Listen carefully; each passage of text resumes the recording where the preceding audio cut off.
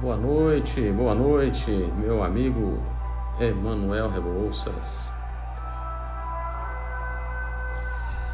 Boa noite, vamos entrando. Estamos aqui hoje começando uma série que vai ser incrível nas nossas vidas.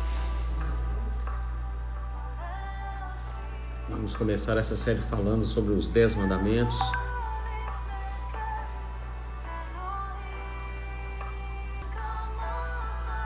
Nosso convidado hoje é o pastor Osvaldo Paião, um homem incrível. Estamos aguardando aqui, nós estamos falando aqui pelo Zap, já deve estar entrando.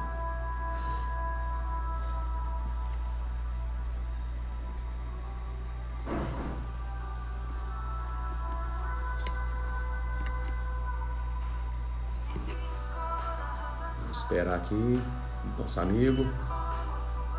Feliz, Mirella, com a vitória do Galo. Você também está feliz com o Flamengo que o senhor ganhou, né? Então hoje a alegria está para todo lado.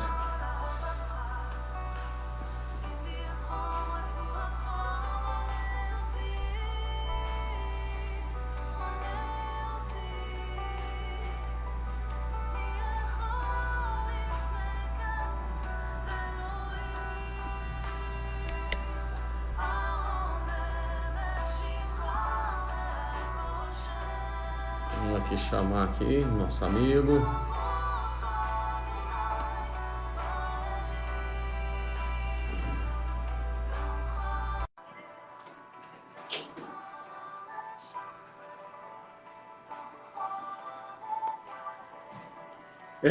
Ei, pastor!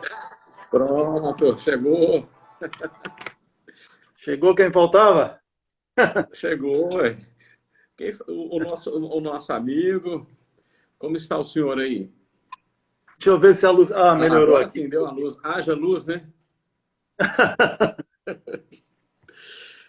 Haja Até luz acertar e aqui, ageu, né? leva um tempinho. É. Meu querido, como tem passado? Também que a internet do pastor Oswaldo tá meio lenta. Vamos esperar o pastor Oswaldo estabilizar ali a internet.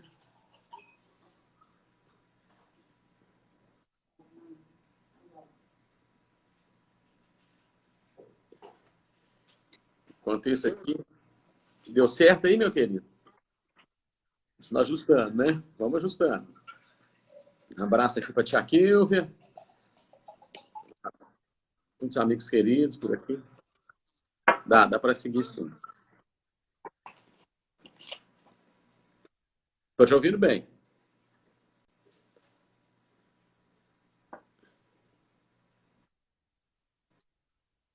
Tá, agora está cortando um pouquinho. Acho que já a gente consegue ajustar aí.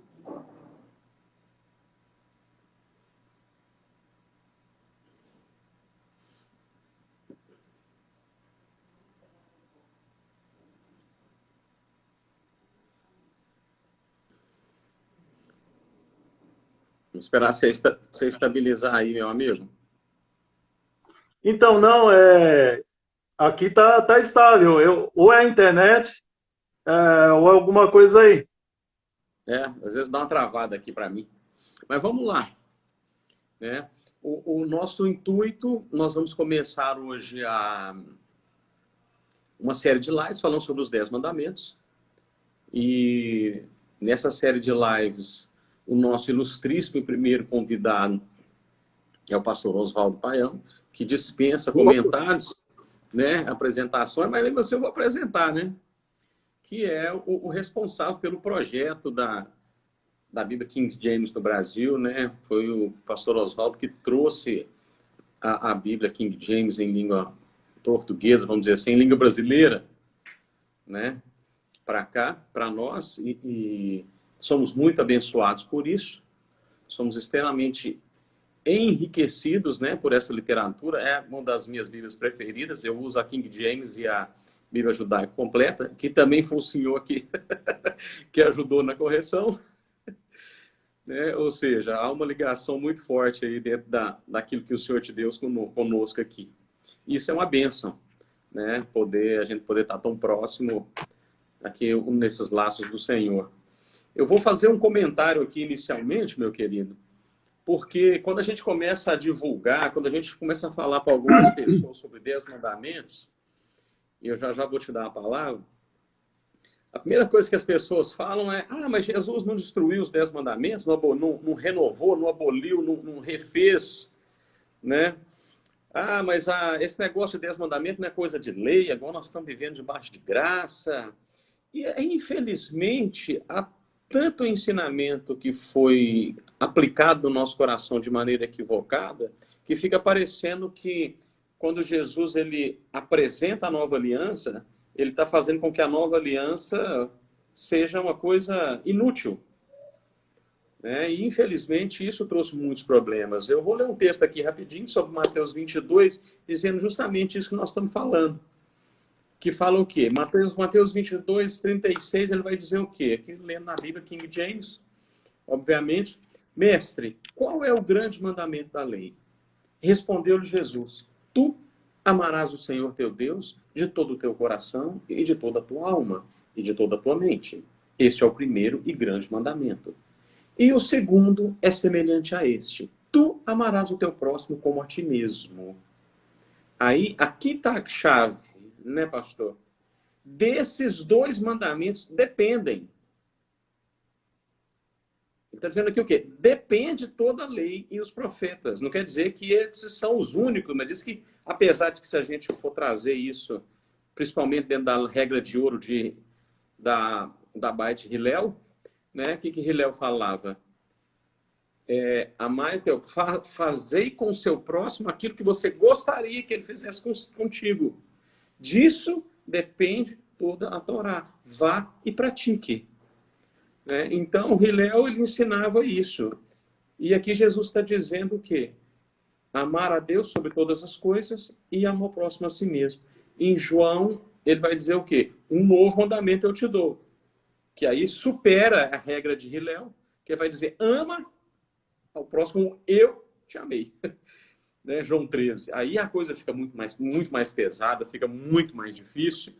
E a gente sabe que viver esse momento sem os mandamentos é algo insano, né? Os ensinamentos que nós acabamos abordando são ensinamentos que não nos aproximam das Escrituras, muito pelo contrário, coloca sobre nós um humanismo enorme, um humanismo extremo, e esse humanismo, quando ele entra, Jesus sai. Né? Porque o propósito do Messias é que ele viva em nós. Não é que nós vivamos em nós mesmos. O apóstolo Paulo ele vai dizer o quê? Vivo não, mas eu. O Messias vive em mim. Ou seja, muita gente pega os escritos de Paulo e humaniza as escrituras, sendo que o próprio apóstolo Paulo era contrário a esse argumento. Baseado nesse tanto de coisa aqui que eu estou dizendo, e aí o senhor vai nos conduzir agora, eu vou só dar a introdução da leitura, daqui que nós vamos falar hoje, está sobre a autoridade do pastor Oswaldo tratar sobre os 3 primeiros mandamentos. Não tinha como a gente separar esses 3 mandamentos, né? E nós vamos ler aqui no livro do Êxodo, capítulo 20, até o versículo 7. E falou Deus todas essas palavras, dizendo: eu sou o Senhor teu Deus, que te tirou da terra do Egito, da casa de servidão. Não terá outros deuses diante de mim. Não farás para ti nenhuma imagem esculpida ou qualquer semelhança de alguma coisa que está em cima no céu, ou que está embaixo na terra, ou que está na água abaixo da terra. Não te curvarás diante delas, nem as servirás, porque eu, o Senhor teu Deus, sou um Deus ciumento, que visita a iniquidade dos seus pais sobre os seus filhos até a 3ª e 4ª geração daqueles que me aborrecem. E mostro misericórdia a milhares dos que me amam e guardam os meus mandamentos. Não tomarás o nome do Senhor teu Deus em vão, porque o Senhor não terá por inocente aquele que tomar o seu nome em vão. Meu querido, vamos fazer uma brahá aqui, vamos fazer uma oração. E aí o leme, o timão está na sua mão. Amém, meu querido? Amém. Vamos compartilhar assim, vamos trocar ideias. Vamos lá, vamos orar? Vamos Papai, orar. nós te louvamos pelos méritos de Yeshua HaMashiach. Te pedimos que a tua bênção venha sobre nós, que a tua presença, ó Deus, superabunde em nosso coração e que o Senhor venha nos revelar, ó Deus, aquilo que o Senhor queria, que o Senhor gostaria, que o Senhor almeja que nós vivamos. Que nós possamos entender a tua palavra e que a tua palavra gere vida em nossos corações. E que nós possamos dar frutos e frutos dignos de arrependimento para o Senhor, em nome de Yeshua. Amém? Meu querido Amém. pastor, vamos lá. Nas tuas mãos, nos conduz aí nesse tempo que temos, com essa vasta sabedoria que o Senhor tem, por favor. Que tarefa, né? Que tarefa. Você me ouve bem mesmo? Ouvo bem. Ouço bem, sim. Tá.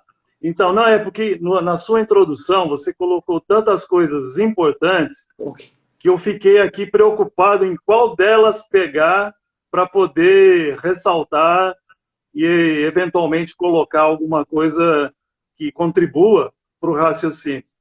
Então, vou te pedir uma ajuda. Eu vou falando e gostaria que você retomasse eventualmente alguma coisa da introdução, que foi muito rica, e depois nós entramos, então, nessa parte fundamental aqui dos primeiros 3, que nós chamamos mandamentos, né? Isso. A primeira coisa que eu queria abordar da sua introdução, desculpe que eu estou meio rouco, eu acabei de sair de uma live lá com o pessoal de Israel, lá com o pessoal da Sabra. E graças a Deus lá a situação melhorou bastante, né? Pelo menos aquela situação de mísseis caindo cessou por enquanto. E eles louvam a Deus por mais uma vez a Adonai esteve intervindo e evitando um drama, né? Uma catástrofe pior do que já aconteceu.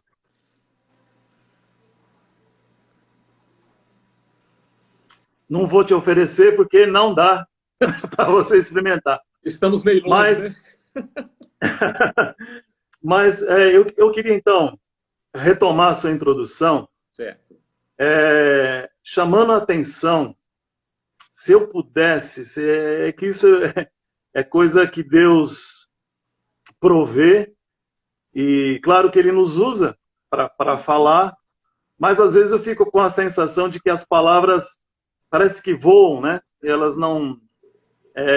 Jesus já dizia isso, que assim que ele falava, vinha lá um emissário do inimigo e tirava a palavra antes que caísse em boa terra. Isso. Mas vamos insistir, a nossa função é insistir. Nossa função é Eu essa, queria né? chamar... Como? A nossa função é essa, insistir. Isso.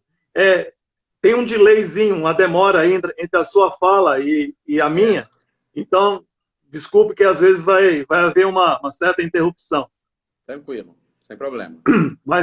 Mas eu dizia, então, o primeiro ponto que eu gostaria de chamar a atenção é algo que, eu não sei, eu percebi na sua introdução que você está bem atento. Mas eu gostaria que o mundo tivesse atento a isso. Há uma forte retomada do humanismo no mundo. Isso é extremamente importante, extremamente prejudicial e extremamente delicado. E eu gostaria demais que nós atentássemos para isso. Por quê? Em primeiro lugar, porque já chegou à igreja. Sim. Você sabe que as más influências, elas não chegam por carta, por e-mail, elas não chegam por decreto, elas não chegam por mandamento, elas chegam pelo prazer, pela boa palavra, pela sinuosidade, não é? Pelo convencimento, pelo fato de serem agradáveis ao coração humano. Agora, nós que gostamos do Antigo Testamento e prestamos atenção nas histórias e no conselho de Deus, desde Gênesis, você vai ver que as estratégias de Satanás não mudam. Não. Elas se refinam, mas não mudam. São as mesmas. Porque ele não é criativo em si mesmo. Ele não pode ser criativo. Ele é repetitivo. Só que ele é tremendamente eficaz nas suas repetições. É por isso que eu não sei se você já reparou, você cai num pecado e fala, não, mas eu caí de novo nesse pecado. Que coisa! Eu já tinha me arrependido, já tinha orado, já tinha dito que não cairia mais e voltei a cair. É porque a estratégia dele exatamente gira em torno disso. Repetir as tentações e as ciladas de cada vez de uma maneira mais adequada. Ele também aprende. Então, ele aprende conosco como nos enganar. Mas, se você notar, é o mesmo engano que ele impôs, ou colocou, apresentou para os primeiros seres humanos, ele repete agora. E quase sempre o fio condutor da tentação vai ser esse. Sim. Não é bem assim que Deus falou. Uhum. Você não está entendendo bem. Uhum. Você está sendo muito radical. Você lembra quando Pedro caiu nisso e disse para Jesus, olha, tenha dó de ti mesmo, né? Não vá fazer tanto. E foi posterior a uma grande revelação, né? Como? E foi posterior a uma grande revelação. Pois é, posterior a uma grande revelação. Então, o que eu quero enfatizar, para mim não perder, eu gosto tanto do assunto que eu sempre que passo uma live previno os meus interlocutores de que eu vou devagar bastante, e às vezes eu vou esquecer do que estou falando. Então, mas você vai me vigiando aí, por favor. Pode deixar, pode ficar tranquilo. Então, o que eu quero dizer é que o humanismo, é claro que é uma coisa antiga. Sim. É claro.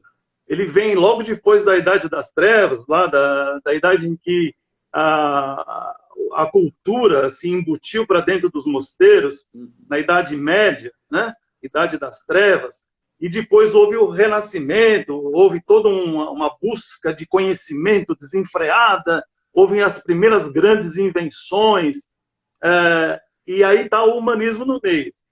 O que era o humanismo do passado? Era um questionamento das Escrituras.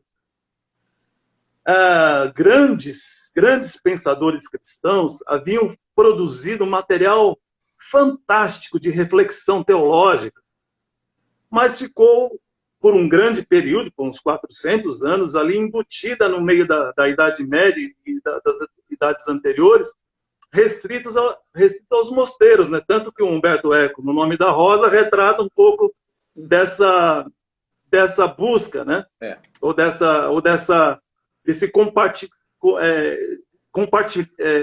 Colocaram num compartimento, fecharam o conhecimento. Mas o humanismo nasce lá, como uma contestação à própria Bíblia, à própria Escritura, e uma adoração real ao homem, à natureza e à ciência. Então, hoje, passados muitos séculos, nós estamos retomando esse humanismo que já penetrou nas igrejas. Sim. E já conquistou a cabeça dos pastores, de muitos deles. Alguns, inclusive, homens de Deus, de 10 ou 20 anos atrás, homens dedicados, de coração puro, de vontade de ver o evangelho prosperar e contagiar pessoas, né? Mas ela começou de uma maneira sorrateira, assim, como dizendo, olha, não é bem assim, as escrituras não são tão formais, assim, elas não são tão rígidas, elas não engessam tanto. Você já deve ter ouvido pregadores falar do engessamento da palavra de Deus, e a gente fala, é isso mesmo, não é. A palavra não é para ser engessada. Essa é uma grande companheira esse é um grande companheiro do humanismo, é exatamente essa figura de linguagem que distorce o sentido das coisas. Ela pega, não é, duas mentiras, sim, ou duas ideias e faz uma verdade, mas que é falaciosa. Uma meia-verdade. Então, a falácia... Como? Uma meia-verdade, é um sofisma. Isso. Estamos na época dos grandes sofismas. Você entra, especialmente no Twitter, que é mais briguento, onde as pessoas discutem mais, não é? Onde há ali a militância política misturada com militância religiosa, e você percebe claramente, a pessoa cita uma verdade, mas conclui com uma mentira. Então nós precisamos estar muito atentos, porque isso não vem de uma forma, jamais de uma forma violenta, de uma forma agressiva, ela vem assim suavemente. É uma palavra, é um engodo que é agradável à mente e ao coração. É o que o apóstolo Paulo vai dizer, né? Dos comichões nos ouvidos, né? Sobre os ventos de doutrina. Exatamente. O historiador, eu gosto muito desse texto que ele diz, que assim, o historiador Jesse Hurwitz, ele diz o seguinte, que olha você vê o que ele diz, nos intitulamos a última geração do primeiro século, de 68 a 100, a Era das Trevas, em parte porque as trevas, né, a perseguição estava sobre a igreja, e em parte porque foi o pior período da igreja. Foi onde começou, e ele vai relatando. Não temos mais a brilhante luz do livro de Atos para nos guiar, e nenhum autor, né, nenhum dos apóstolos estavam mais conduzindo a igreja no final do primeiro século. Então, esse historiador ele vai dizer isso, e as portas do humanismo, né, com toda a cultura grega, né, que era uma cultura extremamente filosófica, né, os sofistas, os filósofos, os pensadores, começaram a colocar os seus conceitos dentro da vida, né, dentro da vida de Deus, dentro da Torá, dentro dos profetas e dentro dos princípios que Jesus e os apóstolos tinham ensinado para esse povo. Né? Mas, eu acho... Continue. Desculpa. Continue. Eu acho esse seu ponto fundamental aí. E se a reunião nossa hoje puder contribuir para quem está nos ouvindo e assistindo, refletir, não estou dizendo que devem aceitar tudo que nós estivermos falando, claro que não, mas refletir sobre essa poderosa campanha mundial. Eu não estou sendo catastrófico, não estou sendo apocalíptico, eu não estou sendo inocente no sentido de criar fantasias. É a pura verdade, eu acompanho isso dia após dia, porque o meu trabalho é praticamente esse. Exato. A essa altura do campeonato, com a minha idade, eu já posso me dar o luxo de ficar acompanhando a Bíblia na sua aplicabilidade histórica, no dia a dia do mundo e do Brasil, especialmente, claro, do nosso país. Sim. Então, se as pessoas que estão conosco na reunião puderem sair com a ideia, bom, deixa eu prestar mais atenção nas notícias, na mídia, no meu pastor, nas minhas reuniões, nos meus professores, na mensagem que circula no mundo, é só isso que eu realmente iria dormir agora tranquilo, por ter podido com você oferecer isso às pessoas que nos acompanham. A iluminação de que é preciso prestar atenção na chegada do humanismo, que já está em plena atividade. Deixe-me te dar um exemplo, e aí, como eu disse anteriormente, você pode me cortar e, enfim, fazer as suas colocações e até me lembrar de coisas que eu devia ter respondido e não respondi. Mas deixa-me dizer isso. Quantas vezes você já ouviu dizer, nos últimos anos, eu não sou mais religioso, eu não sou mais evangélico, eu agora sou de Cristo? A segunda expressão é verdadeira, a primeira nem tanto, não é? Sim. E isso cai na falácia que você acabou de dizer que nós cometemos. É claro que a gente entende que normalmente quem diz isso está decepcionado com a forma da igreja, extremamente rígida, extremamente legalista. Nós não estamos aqui falando de legalismo. Legalismo é uma coisa. Obediência à palavra é outra coisa. Diferente. Uma não tem nada a ver com a outra. Mas não cai bem no nosso coração. Poxa, é verdade. Estou me sentindo pressionado nessa igreja aqui. É só mandamento, é só cumprir ordens, é só... Não, Jesus não veio para isso. E aí a pessoa acrescenta, porque Jesus é o amor, né? Jesus é a paz, Jesus... E nós temos que... Jesus foi humano. Eu acabei de responder para alguém no Twitter exatamente sobre isso, porque ele queria me convencer de que Jesus foi o maior humanista do mundo. Eu falei, não, eu não posso concordar com você. Só para ser agradável, só para poder ter alguns cliques a mais, aí uns likes a mais. Não, porque isso é muito sério. Isso tem a ver com a nossa vida pior. Não é só a nossa vida presente, é a nossa vida eterna. Isso que me preocupa. Ainda mais agora aos 60 e tantos anos, o que mais me preocupa é a continuidade. Aqui tá... I'm done. Aqui eu já estou acabado. Já vai ter muito chão para rodar ainda, viu? Pois é. Mas aqui eu já fiz o que tinha que fazer. Eu quero saber como é que vai ser lá. Porque lá não tem fim. E a gente precisa... Essa história de que a gente vive como se não houvesse eternidade. Eu tenho pregado, meu irmão, o seguinte: nós vamos parar de pregar do evangelho da cruz e pregar o evangelho da ressurreição. O apóstolo Paulo diz, eu prego a Jesus e este ressurreto. Por quê? Porque o evangelho, ele nos prepara para a vida eterna. Jesus disse, tome a minha cruz e me siga até onde a cruz foi. Até onde ele morreu.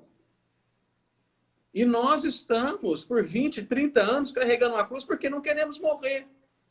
Porque o humanismo é tão forte dentro de nós, nós queremos tanto que o nosso eu esteja evidente sobre a pessoa do Messias, que nós não queremos morrer. Então, o nosso evangelho vai ser um eterno evangelho de cruz que não aponta, infelizmente, para a eternidade. E nós vivemos para a eternidade. 100 anos que a gente viver aqui, vai ser uma poeira, né, perto da eternidade. E onde a passaremos? Onde estaremos nessa eternidade?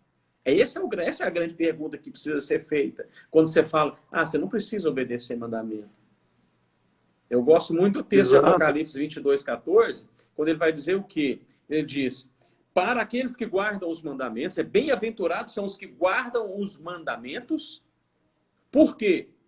Porque eles terão direito de comer da árvore da vida e entrar na cidade pelas portas. De quais? Aí essa grande confusão, de quais mandamentos que ele está falando? Não havia, gente, o Novo Testamento, eu não gosto muito desse termo, mas não havia Novo Testamento nessa época. O que havia? Torá e profeta. Então, quais mandamentos ele está falando no livro de Apocalipse? João está falando no livro de Apocalipse.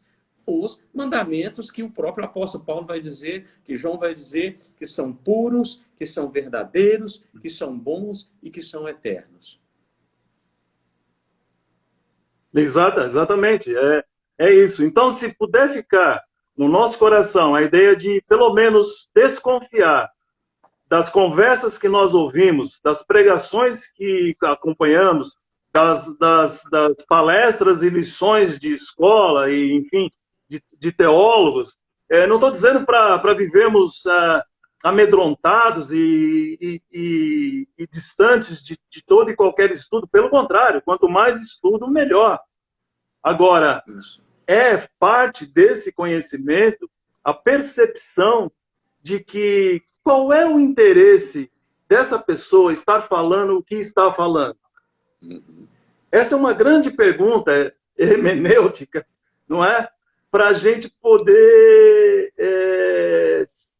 enfim, avaliar melhor os conteúdos que nós recebemos. Porque hoje nós estamos numa era que o problema não é informação, ou comunicação, ou material, ou conteúdo. O problema é a quantidade.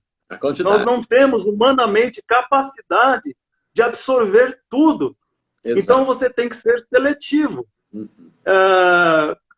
Qual é o primeiro livro que você tem que ter, indispensável? A Bíblia. A Bíblia. Qual tradução? Qualquer uma, boa, né? Qualquer uma tradução razoável das sociedades bíblicas, a King James, a do David, né? Stern, que é a Bíblia hebraica. Não importa, importa que você esteja com as escrituras, com o livro dos livros. Ele não se chama assim à toa. Eu tenho uma doutora na USP, que estou sempre fazendo alguma coisa com ela, algum curso, algum trabalho, a Susana Schwartz, e ela frequentemente diz esse tipo de coisa. A Bíblia, ela é o livro dos livros, porque ela contém sintetizado nela toda a fonte de informação que eu e você precisamos para ter uma vida boa, justa, feliz aqui na Terra, com sentido, com pleno sentido, e melhor, para além, para o infinito, para onde nós vamos, para a eternidade, que não se tem tempo de mensura, porque você pode mensurar 10, 20, 30 anos, mas não pode mensurar a eternidade. Já é uma informação que não cabe em nossa mente. O que é a eternidade? Pois nós vamos viver nela. Eu até, nos últimos anos, tenho pensado muito sobre a questão da morte. Às vezes faço algum funeral, às vezes é alguém do meu círculo de amizade ou parentesco que falece, e logo serei eu, então é um assunto que me diz muito respeito. E a gente normalmente quer ir para o céu, mas não quer morrer. É tanta tristeza nos funerais que é como se tudo tivesse acabado. E não é. Essa é uma outra falácia. Você vai continuar imediatamente. É claro que há um conceito hebraico de morrer, e dormir, adormecer, e há um conceito mais grego-cristão de que a gente já imediatamente estaria no paraíso. Até porque Jesus disse isso para aquela pessoa na cruz. Né?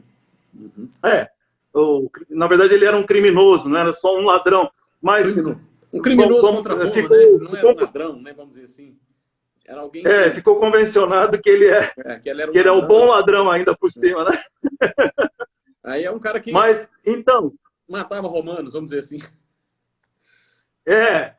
Exato. Além de outras cositas más. Além de outras cositas más.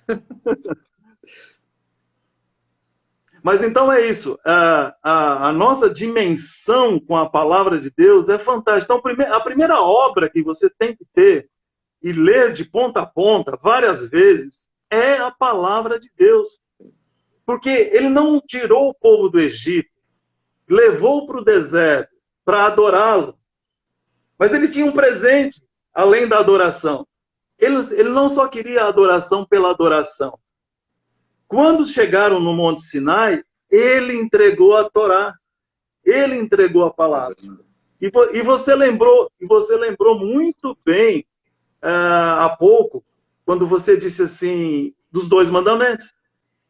Jesus, incrível a capacidade do Senhor Jesus de sintetizar. É como se ele colocasse todo o conhecimento do universo numa pílula. E dissesse, olha, toma isso aqui. Se você conseguir entender essa, você entendeu tudo. Amarás o Senhor teu Deus de todo o coração, de todo entendimento, e ao teu próximo como ti mesmo.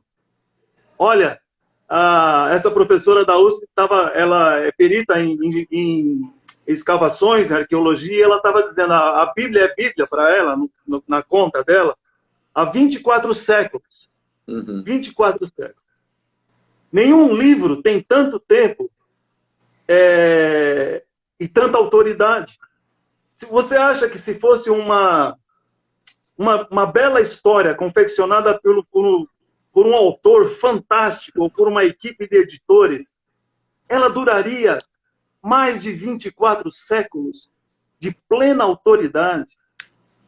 Nós não podemos, você não pode contestar a veracidade, e aí eu falo inerrância, no sentido da Bíblia no original, não exatamente na Bíblia em papel, mas na Bíblia original, a inerrância de Deus, você pode contestar isso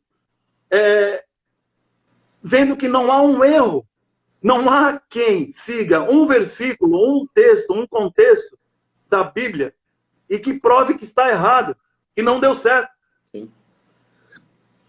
Então, a primeira grande obra de qualquer laptop ou estante, ou seja lá, sua base de arquivo, tem que ser a palavra de Deus. E eu dizia numa live anterior para um colega nosso, de que nós fizemos uma pesquisa aqui para King James, logo no início em que estamos preparando o lançamento. Queríamos saber como lançar a Bíblia King James, né? Porque há tantas Bíblias, e queríamos explicar para as pessoas por que mais uma Bíblia para servir ao povo. E fizemos uma pesquisa sobre leitura. Contratamos uma grande organização em pesquisa. Você sabe que eles têm as estratégias, e eles convidaram pastores, pagaram um belo de um café, e sabe que nada mais atrai pastor do que comida, né? Então, uma boa comida. Fizeram um belo lanche, e fizeram muitas conversas, muitas questões, mas o ponto que nós queríamos saber era só um. Nós tivemos que fazer várias conversas e cruzar essas informações todas. Nós queríamos saber só isso. Se aquele pastor tinha lido a Bíblia de capa a capa e quantas vezes. Você não acredita. 50,85% dos pastores naquela época, isso faz alguns anos, ou seja, 51% dos pastores, um pouquinho mais da metade, jamais leram a Bíblia de Gênesis e Apocalipse uma vez. Isso foi, até hoje, isso me espanta. Porque eu posso admitir que um membro da igreja, até um membro da liderança, vamos admitir, ainda não tenha podido ler a Bíblia de capa a capa. Afinal, são 31.100 versículos, 800.000 palavras, eu entendo. Mas um pastor que faz o seminário, que dedicou a sua vida para ensinar, porque a dedicação do pastor, além do pastorado com suas complexidades todas, é o ensino do conselho de Deus para o povo. É o papel do Moisés e do Arão. Sim. Então, essa pessoa não leu. E se não leu, não pode falar como aquele jogador de futebol que diz que não leu a Bíblia, mas é muito boa. Como é muito boa? Quer dizer que ela não faz mal a ninguém, no sentido que não fala mal de ninguém. Não é assim. A Bíblia é indispensável à leitura ou à audição, né? Se você não pode ler, tem a Bíblia gravada, você pode ouvir. Isso. Mas você tem que ter o conhecimento de Gênesis, Apocalipse, pelo menos, minimorum. Pelo menos. Uma vez. Que não é suficiente. Eu estava ministrando numa igreja, vou falar qual, lógico, há uns 6 meses atrás, né? E eu não posso basear as pessoas em mim, porque eu faço 3 coisas na minha vida. Eu trabalho, estudo a palavra e cuido da minha família. Então, o tempo que eu não estou trabalhando, e estou aqui, meus filhos são tudo ok, a minha esposa, eu estou estudando a palavra. É uma coisa que eu amo. Eu peguei amor por isso. Então, não posso basear realmente as pessoas pela quantidade de estudo que eu dispenso pelas escrituras. Mas eu falei assim, quem é que estuda a Bíblia 5 horas por dia? Aí, ninguém levantou a mão. Ah, tá bom, 5 horas por dia, nem todo mundo tem esse tempo. Mas eu cheguei nos 5 horas por semana. E nem os pastores da igreja que estavam lá levantaram a mão. Como é que pode um pastor que está levando as ovelhas até a presença do papai, né? Que está ensinando as escrituras, ensinando que não haverá outro Deus além de ti, ama o Senhor teu Deus sobre todas as coisas, mas ele não conhece a Deus. Como é que eu vou apresentar para alguém uma pessoa que eu não conheço?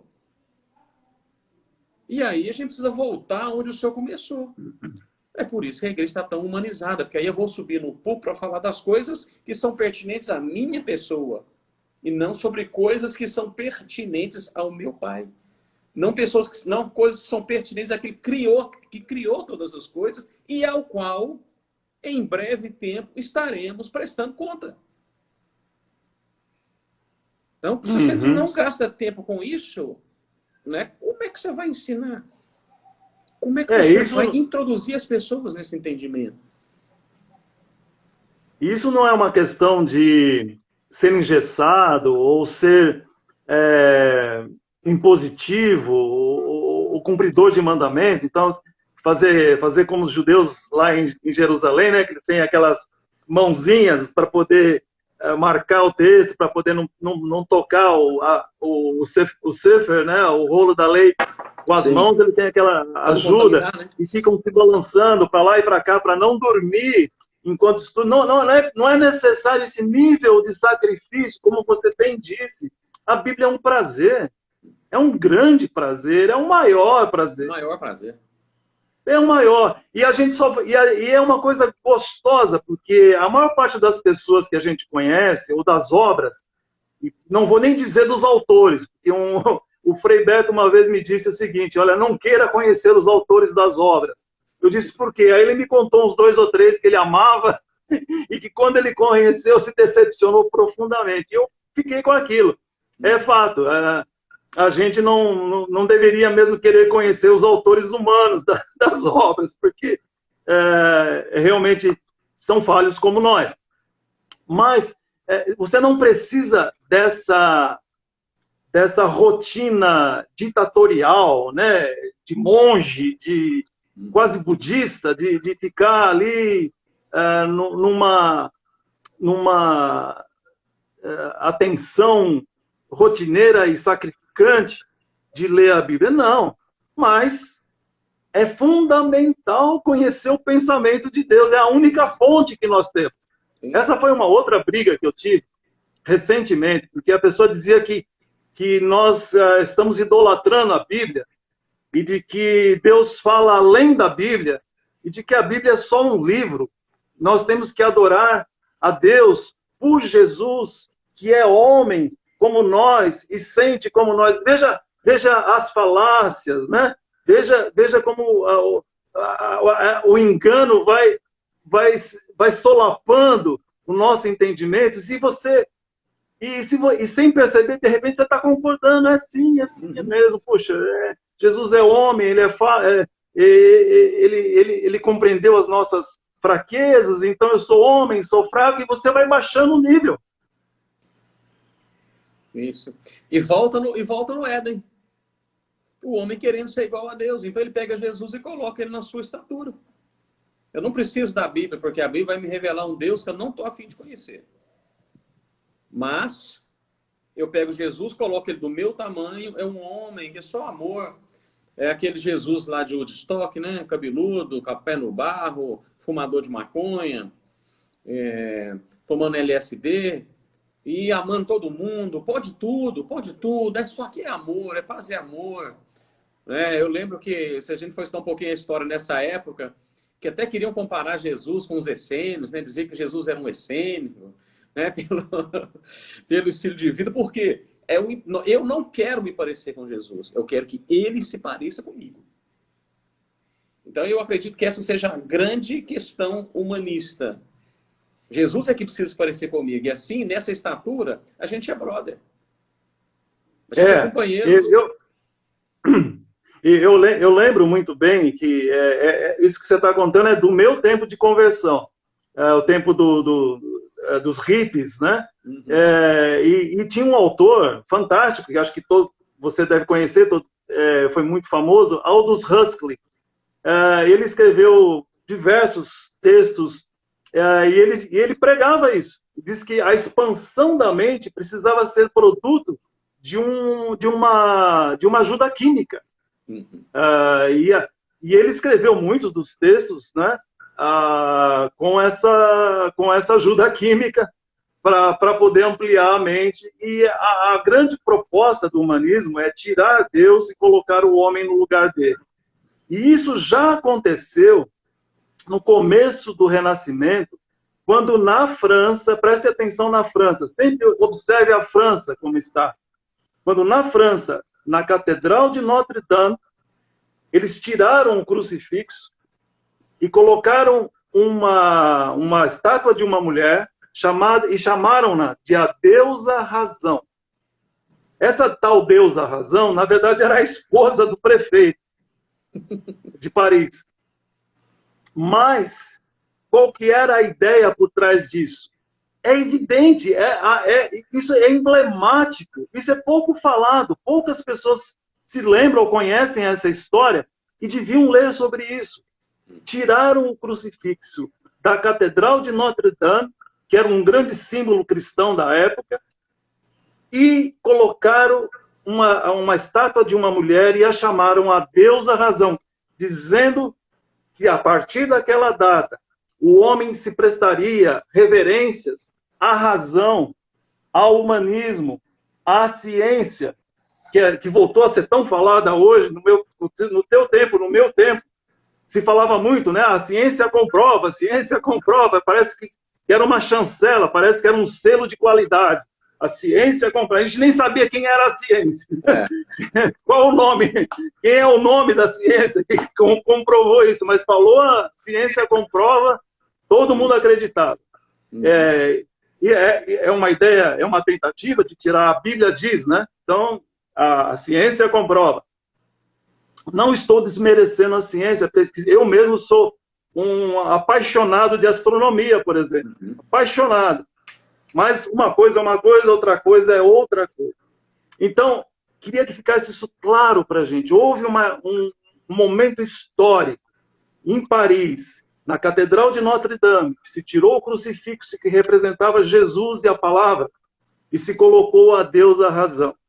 E repare que a partir daquela data, quantas coisas na Europa aconteceram em termos de guerra, violência, obscenidades,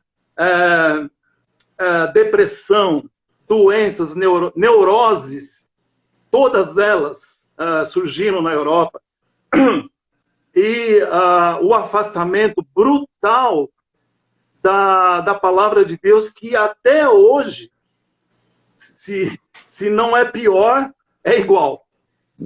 Eu tenho amigos, estou lembrando agora do pastor Geazi, que tem uma igreja na França, em Paris, e ele se esforça dia e noite por pregar o evangelho. Mas a igreja é pequena e a igreja dele ainda é grande, perante as outras que devem ter 4 ou 5 membros.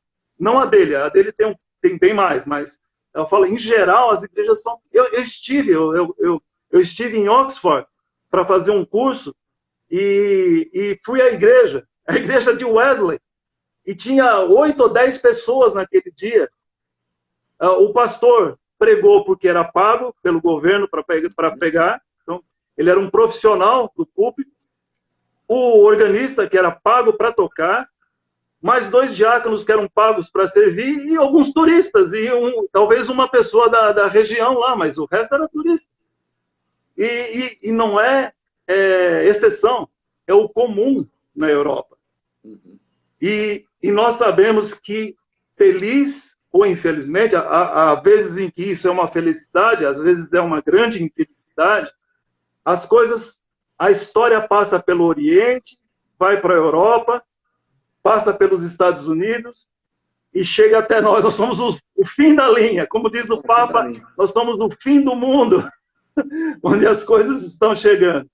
Até havia um teólogo que eu gostava demais, ele já é falecido, mas ele costumava dizer: a Bíblia nasceu no Oriente Médio, foi sistematizada na Europa e se tornou marketing nos Estados Unidos. Uhum. E veio para nós. Eu tive um sonho, há um tempo atrás, e se tornou muito forte no meu coração esse sonho. Sobre João 7,38. Nesse sonho eu ouvi o Senhor falando no meu ouvido, João 7,38. Quem crê em mim, como diz as Escrituras, do seu interior fluirão rios de águas vivas. E eu comecei a pensar nisso. Pô, o Jesus que nós estamos adorando realmente é o Jesus segundo as Escrituras. E Deus me levou a pensar justamente nessa igreja na Europa. A Europa, ela pegou os ensinamentos de Jesus e dos apóstolos, né? Vamos colocar desde os patriarcas até João, que foi o último apóstolo que morreu, né? Acho que foi o último, né? Paulo morreu antes de João, não morreu? Paulo um pouquinho depois, né? Paulo morreu depois, né? Uhum. Então, Paulo foi o último. Então, pegaram todo esse fundamento, levaram isso para a Europa e transformaram isso num Deus, colocaram o nome dele de Jesus e se prostraram diante dele. E a Europa acabou com a visão bíblica. Não vou falar com o cristianismo, mas com a estrutura bíblica, com o ensinamento profético, com o ensinamento das Escrituras. Por quê? Porque rejeitou o Senhor Jesus segundo as Escrituras. Para quê? Que do seu interior fluíssem rios de águas vivas. Tudo isso que nós estamos conversando aqui, que tem uma extrema pertinência com o tema dos 10 mandamentos, aconteceu lá pouco a pouco assim na Europa. O humanismo foi entrando, foi tomando conta. As pessoas começaram a própria reforma protestante já é uma resposta de que as coisas não estavam legais dentro da religião que eles adotaram. E isso foi crescendo, foi virando um vulcão. E as pessoas dizem, não, esse tipo de Cristo eu não quero. Esse cristianismo não serve, não me atende.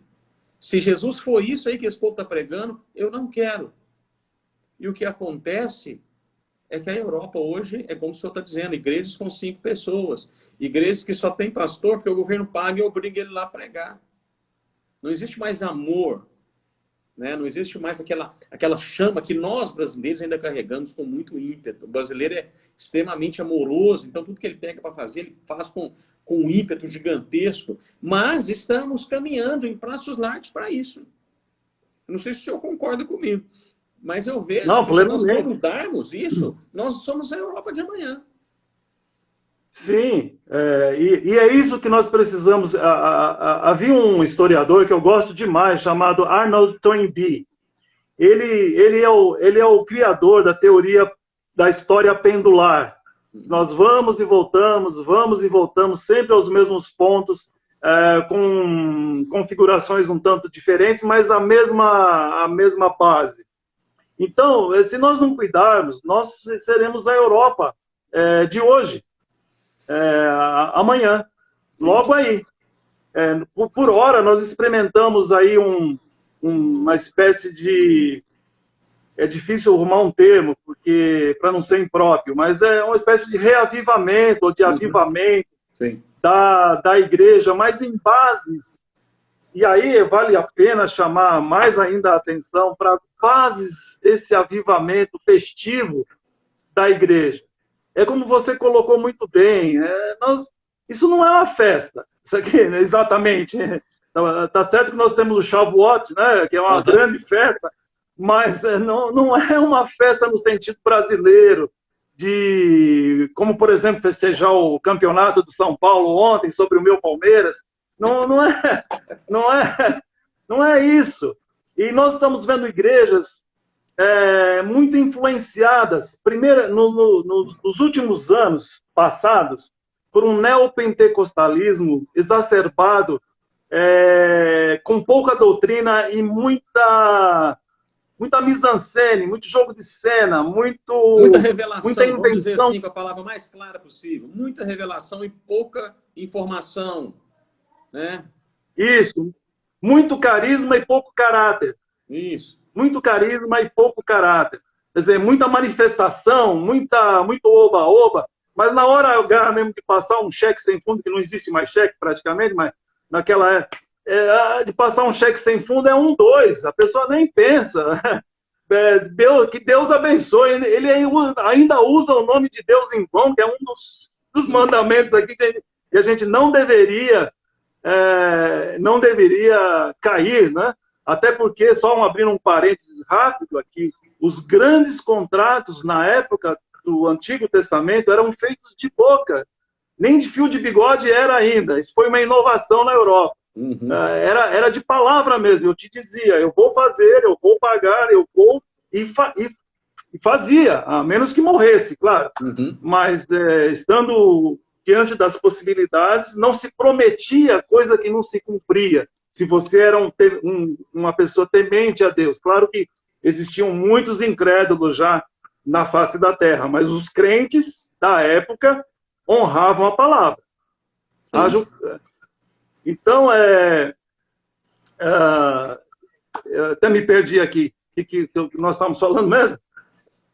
Sim, aí você começou a falar sobre caráter e carisma, sobre a questão de levar o nome de Deus em vão. Então, e aí houve esse avivamento neopentecostal. Uhum. Agora, se você observar bem, eu falo em termos gerais, eu não estou aqui pensando em nenhuma igreja em específico, e nem dizendo que todas são do jeito que eu estou falando. Claro que há honrosas e louvadas exceções. Mas apareceu um tal de um camarada chamado Coach. Já ouviu falar dele? Já. Pois é. Ele tem uns amigos que chamam coaches, que são os caras que seguem o coach. E o que o coach faz, todo mundo vai atrás. E esse coach, ele entrou na religião também, ele entrou na seara evangélica, no meio da igreja, ele nem sabe de Bíblia. E ele está sendo curtido a 1000 pelos pastores, inclusive os pastores de grandes igrejas ortodoxas, cristãs, evangélicas, que dão uma de coach. Sabe como é que é o coach? Ele tira o púlpito da igreja, ele pega manda o pessoal de luzes, agora tem o pessoal de luzes, agora também tem um pessoal de digital que fica lá atrás fazendo todo tipo de animação arrumações gospel. Tecnológicas. Oi? De animação gospel. Animação gospel, essa expressão é boa, vou guardar essa. Faz todo tipo de animação gospel, luzes, alguns até sofisticam, colocando um pouquinho de gelo seco. Aí ele entra no palco, aliás, não é mais um púlpito, é um palco, não tem mais o coral atrás, nem cadeiras, é só ele, é o coach, é o pastor coach. Sim. Ele entra, as luzes focam nele, ele está de tênis, calça jeans e um paletó, um blazer, bem arrumadinho, cabelinho bem coach. E ele cita um versículo, às vezes quando é um até mais consciencioso, ele usa a Bíblia. Outras vezes ele nem Bíblia usa, ele só cita um versículo e começa um desfile de sofismas humanistas, dizendo o quanto você é bom, o quanto você merece, o quanto você é querido, o quanto você é amado, o seu potencial, que você é uma maravilha, você é um Deus em pessoa, você é um Hércules, você é um Sansão, né? E aí vai te enchendo a bola, e você sai da igreja flutuando, você acha que é o máximo. Fica parecendo quando a Bíblia está devendo para o camarada. Exatamente, Deus está devendo, porque ele faz o favor de acreditar em Deus. É uma coisa mais ou menos assim. Ele merece tudo, sendo que a Bíblia diz que nós não somos nada, e o que nós merecemos? O inferno. Então, essa grande distorção, a gente está tratando aqui do assunto até com um certo humor, porque fica ridículo. Mas na prática, você observa isso e as pessoas levando a sério, pior, brigando por isso. dizendo que nós somos retrógrados, que nós somos aqueles crentes que se fixam nos mandamentos, legalistas, quando não é isso. Claro que há os legalistas, infelizmente. Sim, existe legalismo, né? e isso acabou tornando o legalismo deles. Exatamente. Aquele que te ofende de legalista acaba sendo um legalista do outro lado. Uhum. E dependendo, e olha, e adicionando mais um elemento brasileiro nessa questão agora. Dependendo das palavras que você usar, você é um minion. Você é um favorável ao governo. Quando eu trabalhei no Partido Comunista, quando tinha 15 anos de idade, sei bem o que é fazer piquete para o Lula, por exemplo. Uhum. E as pessoas escrevem dizendo, não, você é um minion. Eles nem sabem que partido, em quem eu votei. Aliás, eu não votei para o Bolsonaro e nem votaria. Mas eu também não posso, enfim, criticá-lo com todo tipo de crítica que até ele próprio nem merece. Ou não sei, ou não tenho conhecimento se merece ou não. Mas eu não tô tratando de política, estou tratando da palavra de Deus. E a pessoa, só porque eu estou sendo mais conservador na palavra, ela se arroga o direito de me julgar como minion. Uhum. Porque o que acontece? Eu falei bastante sobre isso quando o Moro começou a ser muito ovacionado. Falei, gente, tá certo, ele está fazendo uma coisa que ninguém está fazendo, mas ele está sendo pago para fazer isso. Ele está fazendo mais do que obrigação. Só que o padrão nosso, por não conhecer as Escrituras e os mandamentos, tornou tão raso que quando alguém faz algo que deveria fazer, se torna um herói. Porque dentro do nosso entendimento, né, nós não precisamos mais seguir esse mandamento. Amar a Deus sobre todas as coisas? Amar o próximo como a si mesmo? Não, eu amo a mim mesmo. Se eu não me amar, né, quem vai me amar? Eu gosto muito de um conceito que Hillel fala.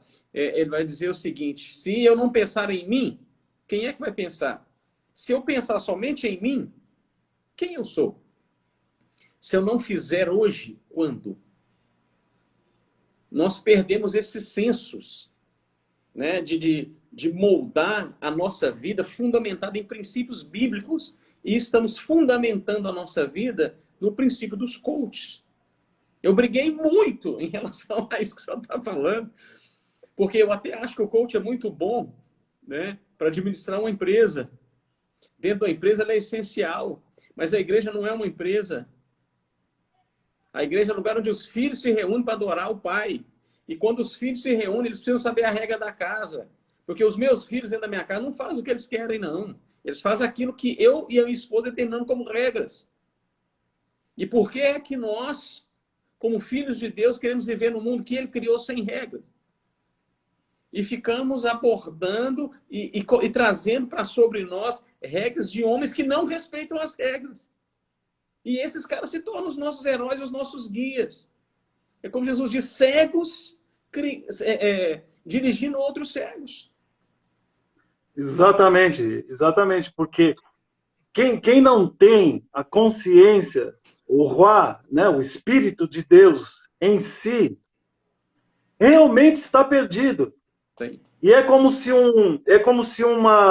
essa expressão é um pouco forte, mas eu preciso usar aqui. É como se um defunto, uma pessoa morta, estivesse arrastando outra pessoa consigo. Ou seja, não há vida. Essa pessoa é um amontoado de carne, osso e sangue, mais conhecimento de algumas coisas de uma maneira... Ninguém conhece tudo. Sim. Então,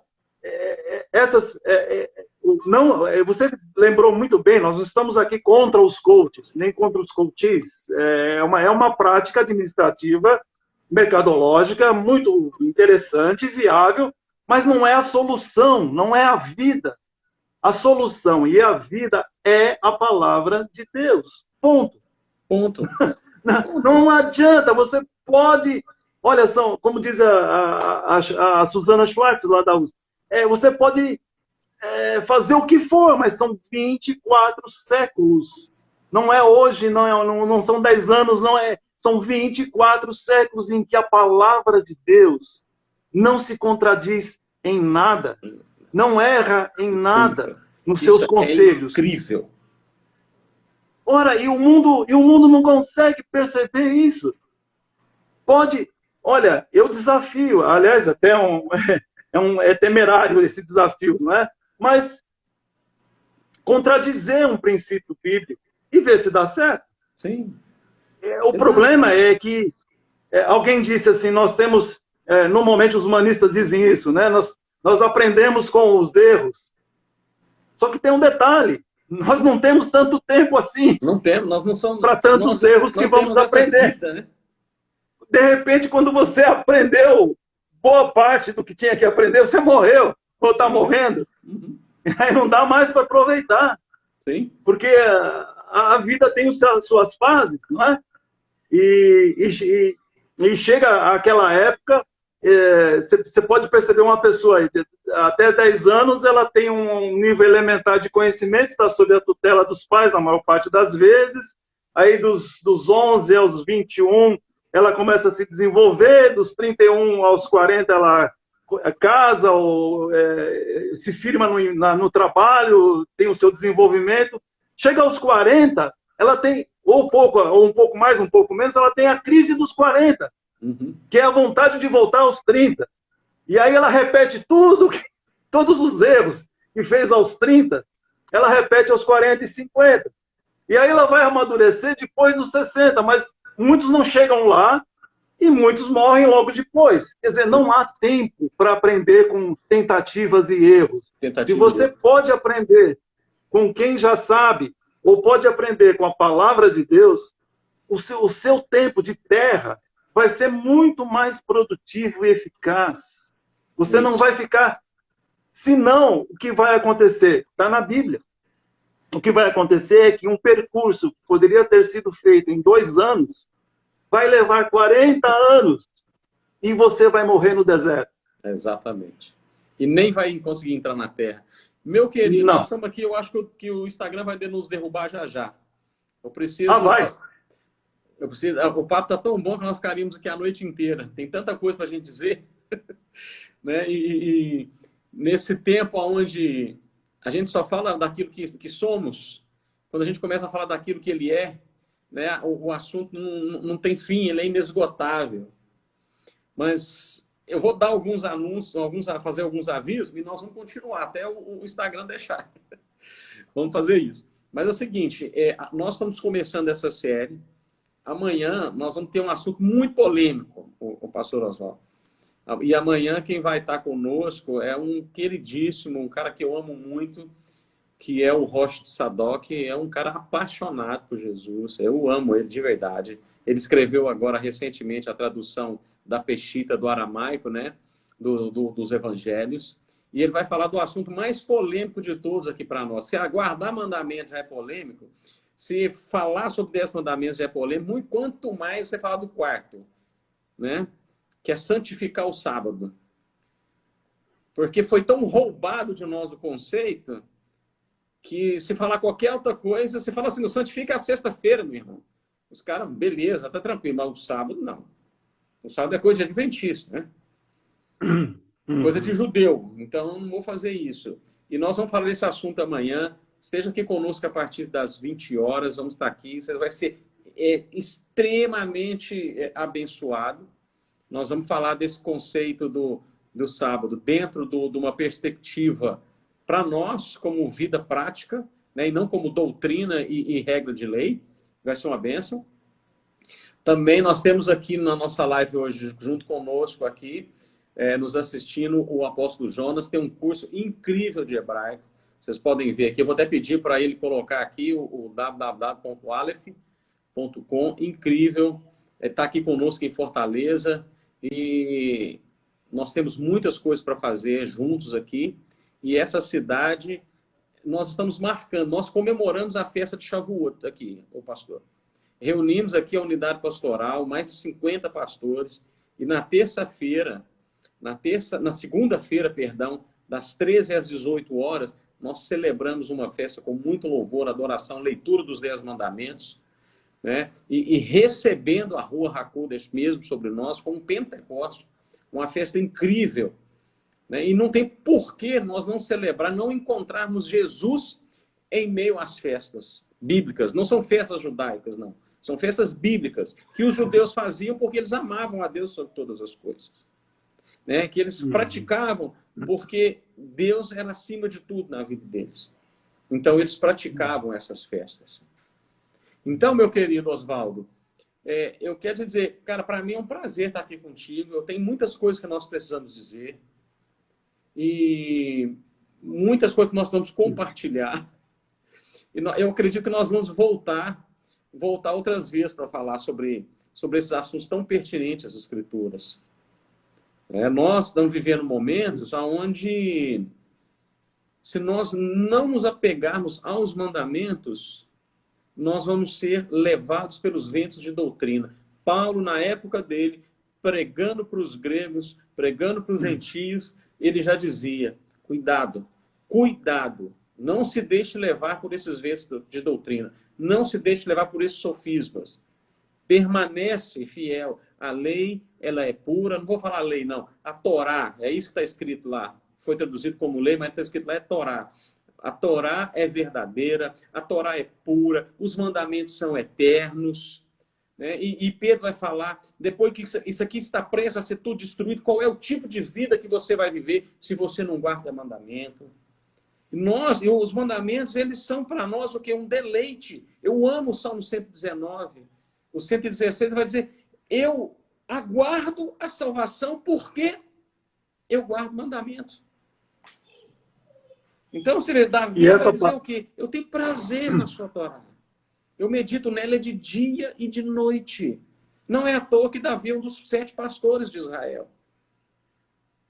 Todos os homens... Eu comecei um curso aqui, há um ano atrás, a gente começou a dar uma aula de instrução bíblica. Né? E na primeira aula, falando sobre lei, um rapaz se levantou e falou assim, mas Paulo disse que a lei findou em Cristo. Eu falei, negativo. Paulo disse que a finalidade da lei era revelar o Messias. É isso que ele está dizendo. Aí eu fiz um desafio, que eu quero fazer um desafio para você aí, que está me ouvindo.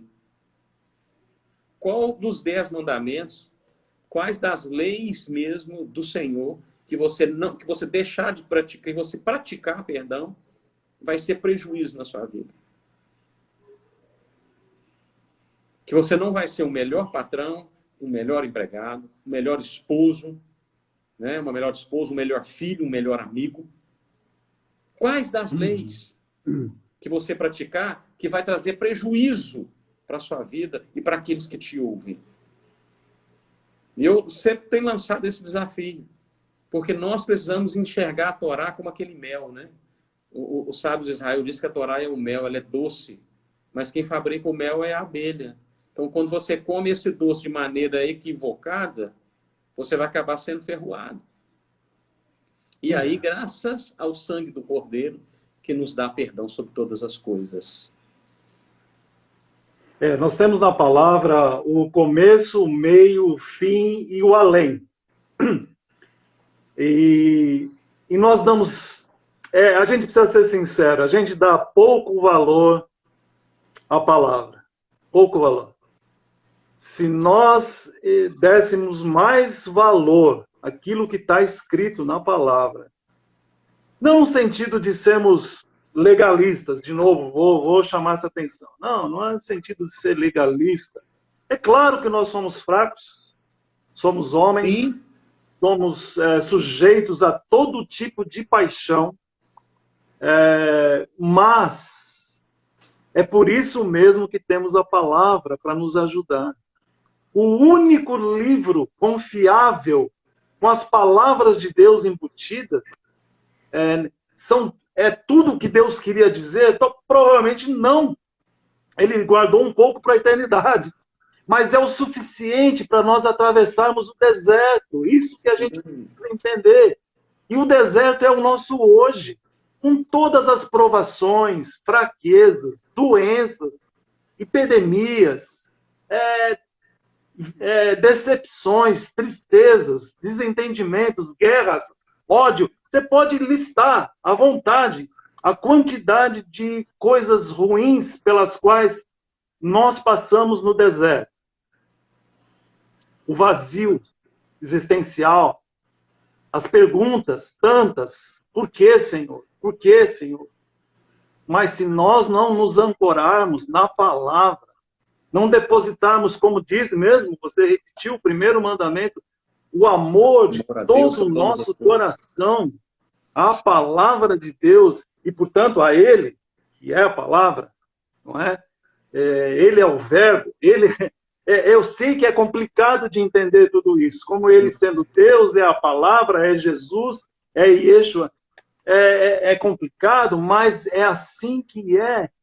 E se Deus não se preocupou em ficar explicando coisas que Ele não queria, por exemplo, quem é que diz, logo de cara, que criou o universo de Bará, do nada? Bará é a expressão hebraica que diz nada, nem pensamento, nem trevas. Você sabe que diz a ciência que 3/4 de todo o universo é matéria escura. Nós não vemos matéria escura. Depois vocês podem ler sobre isso. Que as luzes, os planetas, as estrelas, as galáxias, que são 380 milhões de galáxias contáveis. Imagina. Mas 3/4 a gente não vê. Nem isso existia. E ele não se preocupa em escrever um livro. Vou lhes explicar como é que eu criei o universo do nada. Ele simplesmente diz, eu criei. Haja. Então, ou você acredita e vive plenamente, como Yeshua disse que nós viveríamos, e viver plenamente não é viver dando risada, cheio de dinheiro, saúde, juventude. Viver plenamente é viver agradecido com o mal de cada dia. Essa é a grande proeza, porque viver com tudo de bom, qualquer um viveria. Sim. Mas viver sob provação e ainda assim agradecer a Deus pela provação, isso é plenitude. Isso, exato. Nós precisamos de mais shalom nas nossas vidas, né, meu irmão? Eu gosto. Exatamente, até porque shalom vem de shalem, que significa plenitude. Completude. Não é apenas aquela shalom, paz, como se fosse um bom dia qualquer. Shalom é uma expressão poderosíssima. Cheia de significados e todos alinhados à perfeição de Deus. É o próprio nome de Deus. E eu acho isso bonito na cultura e na língua hebraica. Não que nós não tenhamos, mas nós não temos essa cultura, porque nós aqui no Brasil somos o que o inglês chama de melting of the nation. Nós somos uma mistura. Graças a Deus por isso, somos uma mistura de tudo. Mas somos também o fim do mundo, é onde desemboca todos os pedaços de todas as coisas. O resto de todas as culturas. Exato, mas o shalom, só essa, aliás, é a palavra em hebraico que eu mais gosto, que eu mais aprecio. Porque todos os dias eu estou aprendendo mais uma coisinha sobre o significado de shalom. Amém, amém. Eu amo também essa palavra, essa plenitude que ela carrega, né? Muita gente usa como paz, né? E muita gente erroneamente shalom Adonai, como se houvesse outra shalom a não ser dele, né? Quando você fala shalom Adonai, você está dizendo o quê? Não tem outra shalom que não é do Adonai. Está sendo redundante, né? Então, assim, essa palavra é incrível. Eu amo a língua hebraica também. Eu costumo dizer que ela é uma língua física. Você pode pegar. É por isso que ela te gera tanto entendimento. E traduzir as escrituras, entender a escritura no grego, é tão complicado, que é uma língua tão filosófica. E aí você acaba perdendo alguns fundamentos tão preciosos, né? Como esse caso do Shalom, como o caso do Aleph, né? Como o caso de Bará, por exemplo, Bereshit Bará Elohim, por exemplo, Deus, em um princípio, criou Deus. Beleza. Agora, Em um princípio, bara, ou seja, criou do nada, né? Criou sem nada existir, é uma outra história. E esses fundamentos é o que nós precisamos resgatar para esse tempo. Eu acredito nisso. Meu querido, faça uma oração para nós antes que o Instagram nos derrube. Tá bom. Vamos orar então. Falando, ó, foi um prazer estar contigo. Jesus te abençoe ricamente e continue te dando pelo menos mais uns 30 anos aí para você compartilhar a palavra conosco. Amém, amém, assim seja. Eu só queria dizer que pode ficar à vontade. Nós aqui não estamos, como se diz, privilegiando a nação de Israel, ou o hebraico, a língua, a cultura, como sendo o Shangri-La do crente, onde nós temos que ir, o que nós temos que fazer. Os judeus são nossos exemplos. Uhum. Mas deixe-me dizer uma coisa, são os nossos exemplos de coisas ruins também. Sim. Tudo que o judeu fez de ruim é o que nós temos capacidade de fazer igual. Exato. Então, o que apenas nós estamos dizendo é que como a Bíblia foi escrita em hebraico, e o Novo Testamento, no original, não foi escrito em aramaico, foi escrito, ou outra língua, foi escrito em grego. É curioso isso, que Jesus fez questão de armar, de alguma maneira, que ele não precisasse escrever, e que ele ainda que dissesse em aramaico ou em hebraico para os seus, quem escreveu em grego. Exatamente para pegar o gentil, exatamente porque o final da história somos nós. E se o Messias não for o Messias, isso quem diz é o David Stern, se o Messias não for o Messias do judeu, não é o Messias do cristão. Exato. Porque o Messias é um só. Exato. Então, mesmo o Messias do judeu é o nosso Messias. Aliás, a palavra Messias é Christos em grego. É a transliteração. Né? Exato, é a transliteração direta. Desculpa, eu não quero te atropelar aí. Me ocorreu. É da primeira vez que foi usado o termo. Exato. Vamos orar então. Pode concluir. Vamos fazer a oração. Eu não quero atrapalhar o tempo aí do Instagram. Senhor nosso Deus e Pai amado, ensina-nos a amar-te, Pai, de todo o nosso coração, todo o nosso entendimento, toda a nossa razão, todo o nosso espírito, Senhor.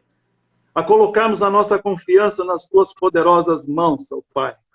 A saber que o Senhor não nos desampara, não nos entristece de forma prolongada, não nos abandona jamais, está conosco nos momentos bons e naqueles momentos terríveis da nossa vida, o Senhor é por nós. Abençoa cada um de nós, abençoa aqueles que estão nos acompanhando nesta noite, nessa reunião.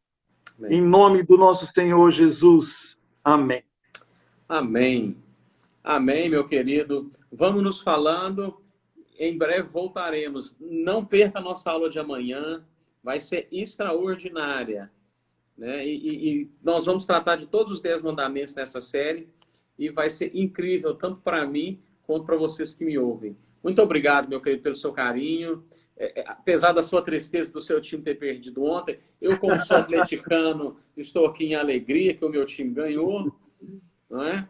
Então, é isso. Que Jesus te abençoe ricamente, que Deus te dê muita graça, o Senhor ainda nos enriquecer mais com os materiais que Ele tem que chegar das suas mãos para que o Senhor possa nos abençoar através do conhecimento Amém. E da inteligência que Ele te deu. Tá bom, querido? Amém. Um grande abraço. Eu que agradeço muito. Amém. Deus abençoe. Amém, vocês também. Shalom, shalom. Shalom, shalom.